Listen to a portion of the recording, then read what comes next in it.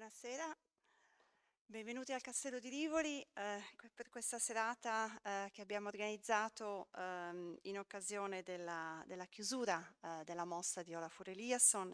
Apriamo in realtà la serata con questo film che è un film degli Shimura Bros. Che saluto. I know they are following us from Japan. Hello Yuka, hello Kentaro. Shimura Bros è un duo artistico basato a Tokyo e a Berlino che da alcuni anni svolge una molteplice pratica e nell'ambito delle loro produzioni esiste anche una stretta collaborazione con l'artista Olafur Eliasson, e Yuko e Kentaro più volte si sono ispirati a mostre oppure a opere di Olafur, dando vita a un originale e inedito corpus di lavori, opere sulle opere fatte da artisti che lavorano su altri artisti. E li ringraziamo per averci regalato questo trailer che è in realtà un piccolissimo assaggio di un più ampio film che appunto gli Shimura Bros hanno in preparazione e che abbiamo in animo possibilmente di trasmettere prossimamente, e particolarmente gradito anche il fatto che appunto questa sera è con noi John O'Rourke in occasione appunto della chiusura della mostra di Olafur Eliasson, regista e documentarista televisivo che ci racconterà una tipologia differente di esperienza rispetto appunto al fatto di lavorare con un artista. Prima di cominciare vorrei solo dire due brevissime parole riguardo alla mostra di Olafur Eliasson, perché in realtà con grande emozione diciamo pure che questa sera, dopo molti mesi, questo weekend anzi, la mostra verrà chiusa al pubblico. È stata una mostra per il Castello di Rivoli molto importante, è stato anche un'occasione per il Castello di poter produrre una nuova opera che va a arricchire le collezioni del museo. È un progetto vincitore del PAC 2021, il piano per l'arte contemporanea promosso da Direzione Generale Creatività Contemporanea del Ministero della Cultura Italiana, e grazie appunto a questo importante avviso pubblico entrano nelle collezioni del museo, entra questa importante opera che forse avete visto percorrendo la mostra, Your Non-Human Friend and Navigator, che è l'opera che conclude in un qualche modo il percorso espositivo in manica lunga composta con questi Driftwoods con i quali Olafur negli anni ha talvolta lavorato. Desidero ringraziare ovviamente a proposito anche di quanti hanno reso possibile la mostra, la Regione Piemonte, che ha contribuito e che contribuisce all'attività, sostiene le attività del Castello di Rivoli. La mostra è stata anche realizzata grazie a un contributo aggiuntivo di Fondazione CRT, e in occasione di questa serata desidero anche ringraziare il Distretto Cinema, Fulvio Paganin, con la rassegna Ever-green, un pianeta da salvare, nell'ambito della quale questa serata anche avviene. E ringrazio ovviamente il nostro direttore Caroline Cristobacargev, che è qui con noi, Giulia Colletti che si occupa del nostro public program, Roberta Ghemo, e per il Dipartimento Curatoriale Federica La Medica e Linda Fossati.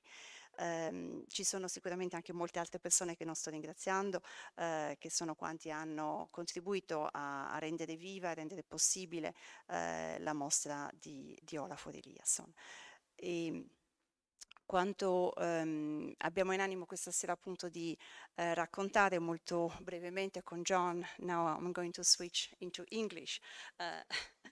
Welcome, John. It's a real pleasure to meet you. I'm not going to translate in English everything I said in Italian. I hope it's okay. But the idea, it's a very lucky coincidence that John is here in Italy, and we were thinking how to celebrate in a way the sad event of the closing of an exhibition, but you know, the closing of the exhibition is always also the beginning of something new. And I had the pleasure to meet John in London a few years ago, while indeed he was working on this big documentary film on Olafur Eliasson. So Olafur again was somehow the reason for something to happen. And John in those days was working on this big production for BBC. That is what we are going to see tonight. And John in the years has been working with many artists from Edvard Munch to Pablo Picasso, but of course living artists such as Tracy Enim. You were telling me that at the moment you're working with Anthony Gormley on a big production. And in 2018 and 19, indeed, you have been very busy with In Real Life, which is the documentary film that we are going to see tonight. So I guess the obvious question is, in a way, after witnessing also this very short glimpse of the Shimura Bros, what was your experience of working with an artist, and what is the difference that you think of maybe for you as a documentary filmmaker to spend time with an artist? And of course we know that Olafur Eliasson is a very inspirational artist. At the same time, in a way, he is very influential. So which kind of relation did you started with a specific idea about the filmmaking and the film and the documentary that you wanted to produce, or somehow it developed throughout time while following Olafur?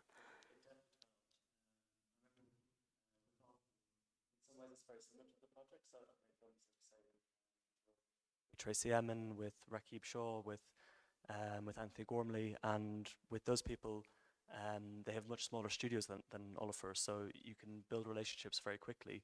With Olafur, it was equally important to build a very strong relationship with him, but his studio at the time had 125 people working there, so you had to meet everybody and get to know them and make friendships before you could really develop a good relationship with him. And I remember thinking I loved working on the project. It was not very clear at the beginning what the final state of the film would be, what the subject matter would be, but like all films, I just wanted to develop the relationship, build it organically, and then see what our final product was. And I think we started filming in December 2018 at the Ice Watch at Tate Modern, project Olafur had in Copenhagen and Paris in the years before that. And then we filmed in Berlin a few times in that year. And then I remember around this time, in December 2019, the end of June, we went to Iceland, and we had an amazing trip there, which you'll see in the film. And that was the time when I thought, oh wow, this is a good relationship. So now I know the person, I know the artist, and we know how to translate that to the screen.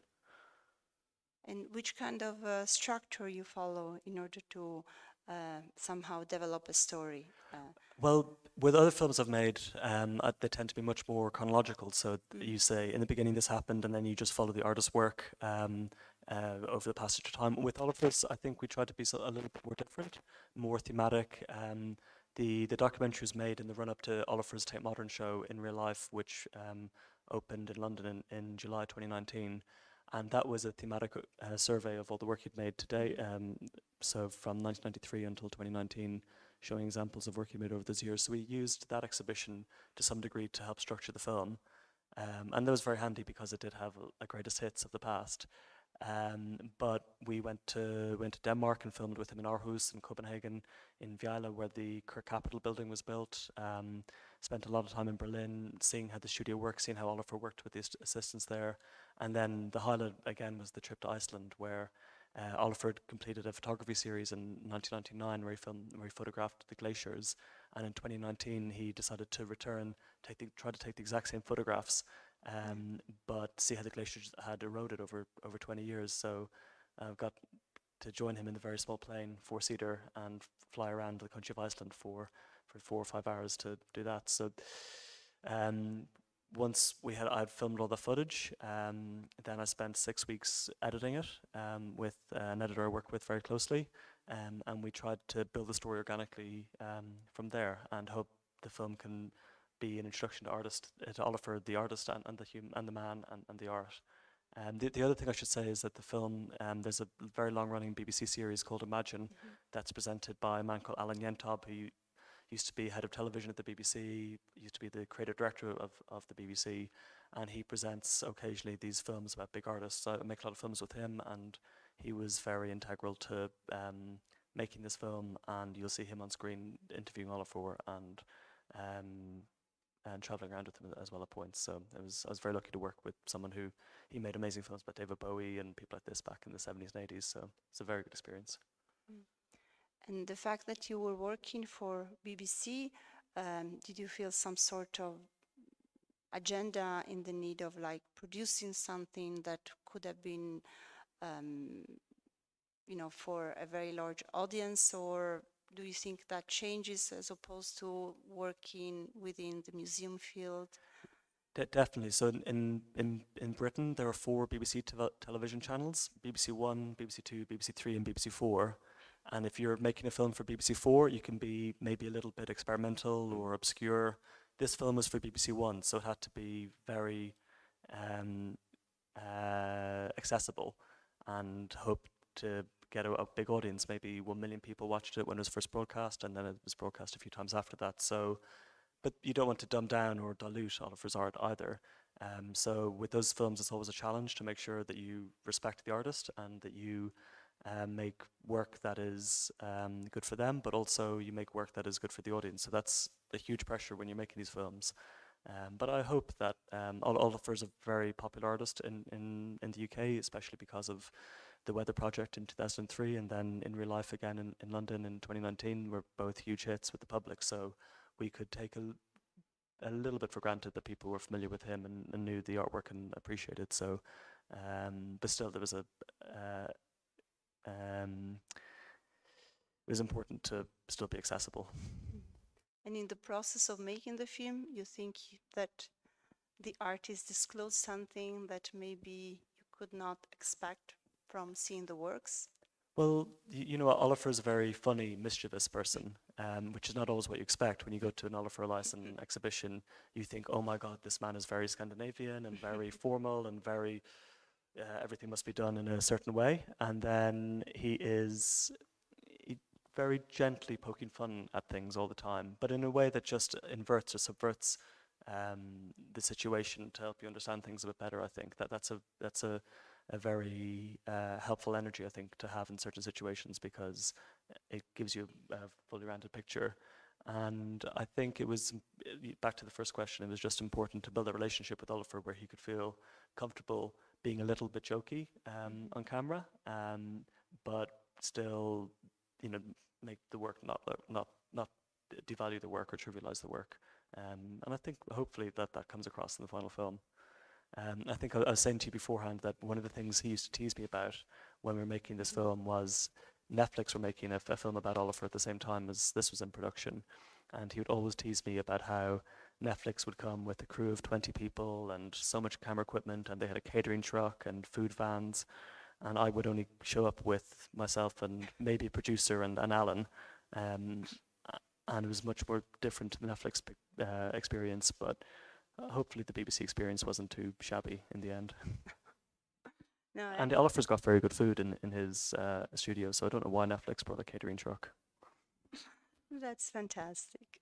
Okay, and so we are about to watch this beautiful film Thank there was a debate. Is it like 60 minutes or 71 minutes? Our It's office 60, I can relieve you. have been confused about it for days. Don't worry, it's 60, so 60 minutes. So a little, Okay. you're in luck. So out of the 60 minutes that we see, how much more material do you have?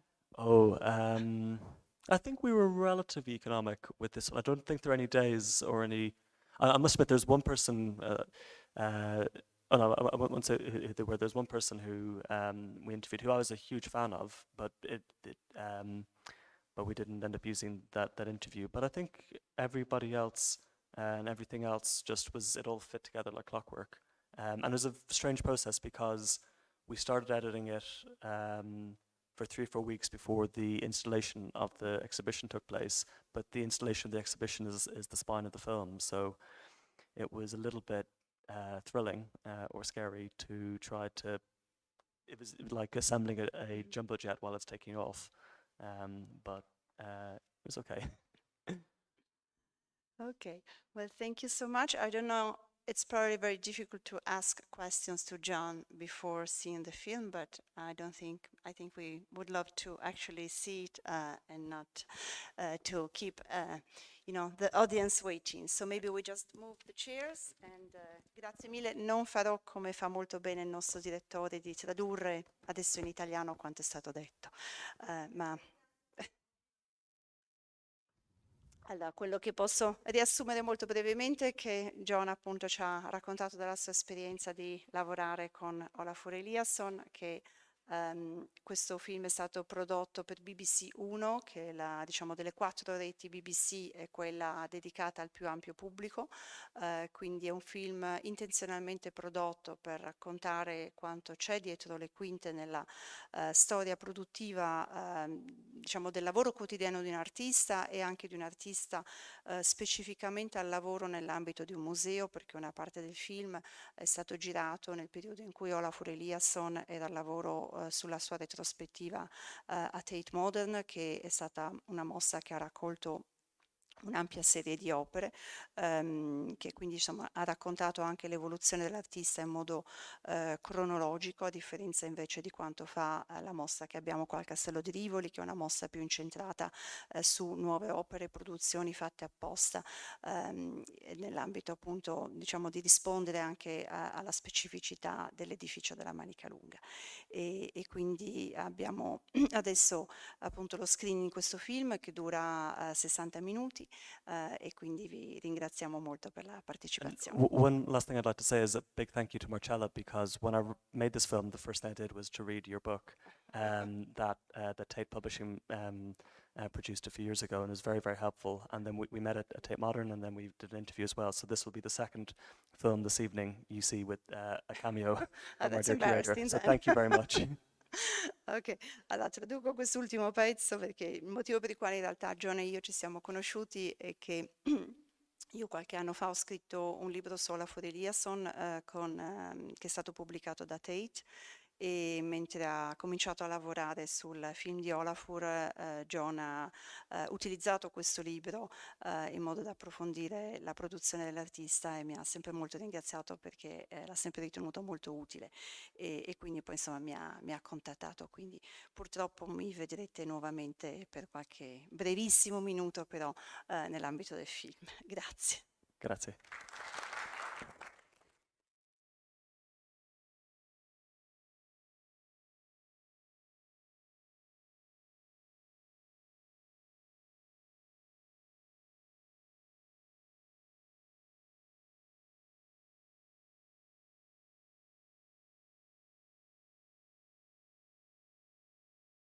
Bien.